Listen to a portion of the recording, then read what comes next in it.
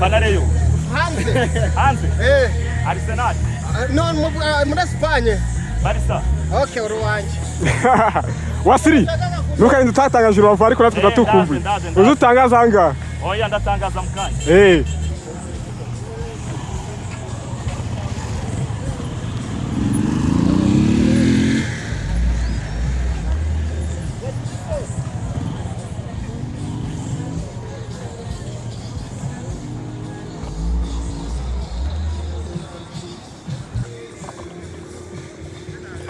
Ewana, uwo ni Wasili mu mihanda y'Irubavu.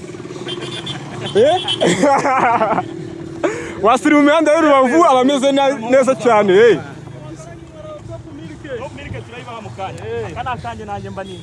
Nk'abajene b'Irubavu Wasili amata yayabahaye ewana.